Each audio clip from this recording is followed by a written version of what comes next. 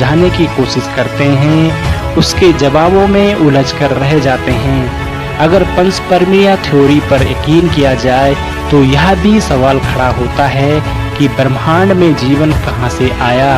अगर धरती पर जीवन रूपी तत्व दूसरे ग्रहों या आकाशगंगाओं से आए हैं तो उन जगहों पर इन तत्वों का जन्म विस्तार कैसे हुआ। यह कुछ ऐसे सवाल हैं जिन्हें आप जितना सुलझाने की कोशिश करेंगे उसमें उतना ही उलझ कर रह जाएंगे। धन्यवाद। समझाने की कोशिश करते हैं, उसके जवाबों में उलझ कर रह जाते हैं। अगर पंचपर्मीय थ्योरी पर यकीन किया जाए तो यह भी सवाल खड़ा होता है कि ब्रह्मांड में जीवन कहाँ से आया। अगर धरती पर जीवन रूपी तत्व दूसरे ग्रहों या आकाशगंगाओं से आए हैं तो उन जगहों पर इन तत्वों का जन्म विस्तार कैसे हुआ। यह कुछ ऐसे सवाल हैं जिन्हें आप जितना सुलझाने की कोशिश करेंगे उसमें उतना ही उलझ कर रह जाएंगे। धन्यवाद। पर जीवन की शुरुआत और उसके विस्तार को लेकर कई तरह की थ्योरीज मौजूद हैं जिन पर हर कोई अपने हिसाब से विश्वास करता है। वैज्ञानिक रूप से देखा जाए तो धरती पर जीवन है। पंचपर्मीय थ्योरी के अनुसार धरती पर मौजूद जीवन सबसे पहले किसी दूसरे ग्रह या सौर मंडलीय वस्तु पर विकसित हुआ था, जिसके बाद वहां से जीवन के कुछ कण धरती पर भेजे गए। इस थ्योरी पर यकीन किया जाए तो धरती पर जीवन की शुरुआत कोई प्राकृतिक प्रक्रिया नहीं थी, बल्कि इसे किसी दूसरे ग्रह के लोगों द्वारा बसाया गया है।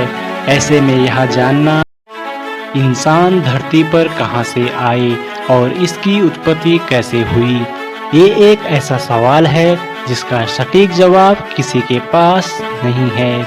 समय समय पर वैज्ञानिकों ने कई थ्योरीज दी है, लेकिन वो इंसानों की उत्पत्ति के बारे में सही नहीं बताते।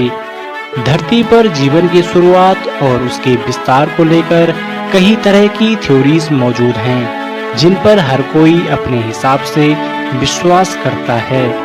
वैज्ञानिक रूप से देखा जाए तो धरती पर जीवन की शुरुआत बैक्टीरिया के रूप में हुई थी, जो बीतते समय के साथ साथ विकसित होते चले गए और मानव रूप में परिवर्तित हो गए। लेकिन ह्यूमन एवोल्यूशन की प्रक्रिया भी इतनी आसान नहीं थी जितना आप और हम समझते हैं। यह भी जरूरी नहीं है कि इंसान का जन्म बंदर से ही हुआ है, क्योंकि आज तक स्पष्ट रूप से यह पता नहीं चल पाया है कि पृथ्वी पर इंसान का जन्म कैसे हुआ। धरती पर जीवन की शुरुआत और मानव विकास को लेकर अलग अलग थ्योरीज मौजूद हैं, जिसमें से डार्विन थ्योरीज ऑफ एवोल्यूशन को सबसे ज्यादा मान्यता दी जाती है। इस थ्योरी में बताया गया है कि जीवन की शुरुआत धरती के महासागरों में हुई थी, जिसके बाद वहां से अलग अलग रूपों में जीवन की उत्पत्ति व विकास क्रम रूप से हुआ था। बैक्टीरिया से मछली का जन्म हुआ और फिर मछलियों के विभिन्न प्रजातियों में से किसी एक ने जमीन पर आकर स्तनधारी यानी कि मैमल्स जीवों को विकसित करने का काम किया। फिर यह जीव अनेक रूपों जैसे बंदर, शेर आदि बने।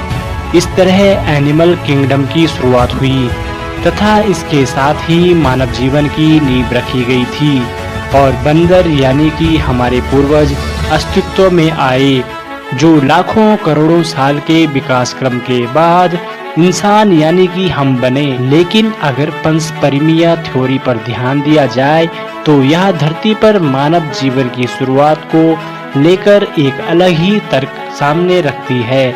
इस थ्योरी के अनुसार धरती पर जीवन की शुरुआत महासागरों में बैक्टीरिया के रूप में नहीं हुई थी, बल्कि इसकी शुरुआत धरती के भार से हुई है। और भी दिलचस्प हो जाता है कि पंचपर्मीय थ्योरी धरती पर इंसान की उत्पत्ति को लेकर हमारे सामने क्या तथ्य उजागर करती है। आमतौर पर इस थ्योरीज को 3 अलग अलग रूपों में बांटा जाता है, जिन्हें लिथोस पंचपर्मीय, ब्लास्टिक पंचपर्मीय और डायरेक्टेड पंचपर्मीय के नाम से जाना जाता है। कि धरती पर जीवन की शुरुआत को लेकर कई तरह के तर्क दिए गए हैं, लेकिन इनके पुख्ता सबूत किसी के हाथ नहीं लग पाए हैं। धरती या ब्रह्मांड के किसी भी कोने में जीवन की शुरुआत कैसे हुई, यह आज भी एक जटिल सवाल है। इस सवाल को हम जितना सुलझाने की कोशिश करते हैं, उसके जवाबों में उलझ कर रह जाते हैं। अगर पंचपर्मीय थ्योरी पर यकीन किया जाए तो यह भी सवाल खड़ा होता है पर जीवन की शुरुआत और उसके विस्तार को लेकर कई तरह की थ्योरीज मौजूद हैं, जिन पर हर कोई अपने हिसाब से विश्वास करता है। वैज्ञानिक रूप से देखा जाए तो धरती पर जीवन